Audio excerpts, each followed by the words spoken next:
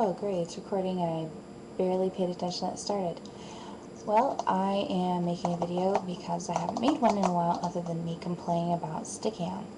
And I really didn't mean for anything to be taken seriously by it. I was pretty much just venting and being bitchy because I kept getting kicked off, as were the other users in the chat room I was in that night. I should update about what's going on with me, but there's not a whole lot going on. I'm still looking for a job again, and I'm staying with my brother and my sister-in-law and my niece, and I'm actually kind of working on bettering myself and doing a bit of recovery from some problems I have held on to for a long time, which kind of explains why I haven't really gone forward in the last couple of years. I mean, I've changed a lot. I've changed quite a bit, and I've matured, and I've gotten a grip on reality, and I think that that's a great move forward, but I think there's a long journey ahead of me. But to start that, I am reading a book that I found in the library, which happened to just be there, right time, right place, because I wasn't really looking for anything for self-help. I was just browsing books and trying to find something with my friend. And normally I'm not one that has ever really read a lot of self-help books. I mean, I have the internet, come on. But I think this is really necessary. I picked it up and I read the inner leaflet, and it just spoke volumes. It's called Healing the Daughters of Narcissistic Mothers, Will I Ever Be Good Enough? And it's by Karyl McBride. She's Ph.D. in therapy. And so I'm reading this to try to get past some of my hang-ups as a child and growing up too fast and feeling this way or that way with my relationship with my mom and my family, and not feeling like I'm totally independent or whole just yet. And it's hard to be like that when it can be really debilitating to suffer from narcissism in your life, because you're constantly searching for someone to support you, and it's hard to explain. I have a blog on it, and I'll probably just link to that in my description box below if you're interested. I mean, specifically it's for mothers and daughters. Mothers I recommend it to, daughters I recommend it to. And while she doesn't really recommend it to people who are sons and have problems with their mother, I would recommend it because there are some things that might relate to you, because I think psychologically,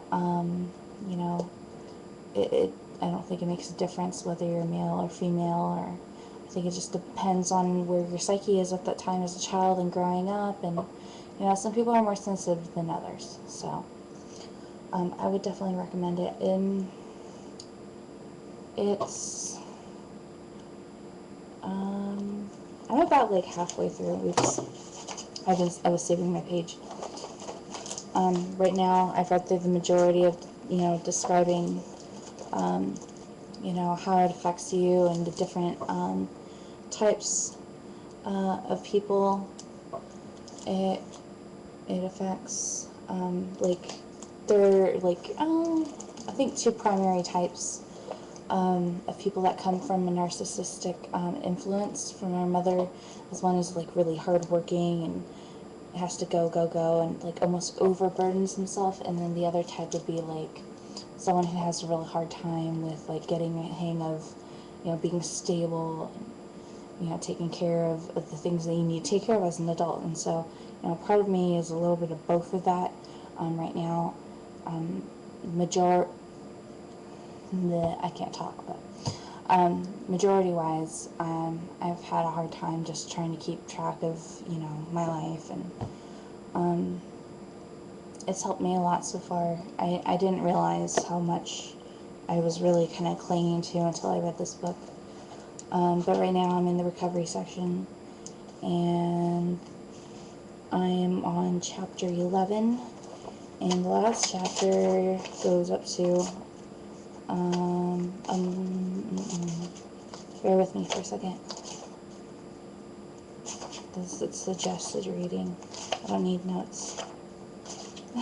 Sorry, I was not prepared because I was kind of doing this impromptu. But yeah, I'm gonna put this link that I have to some of the stuff that I'm looking at in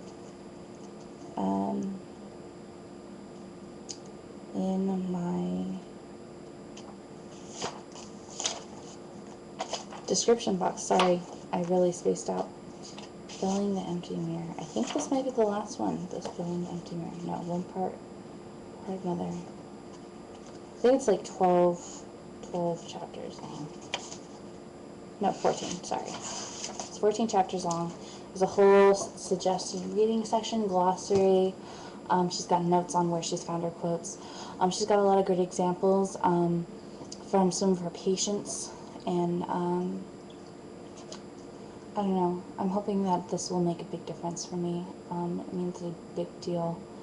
I've never really wanted to bash my mom, and I love her very much, and I hope she knows that, because I know that she watches my videos from time to time, and I'm just trying to get past my emotional problems so I don't end up having worse ones later on.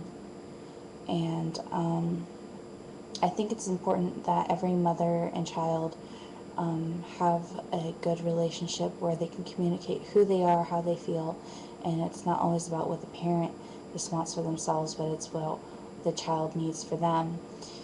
And sometimes we get caught up in things we can't control, and in the book it describes narcissism as a legacy. It's something that we learned from our mothers and our mothers before them, and this helps you stop the habits so it doesn't continue on.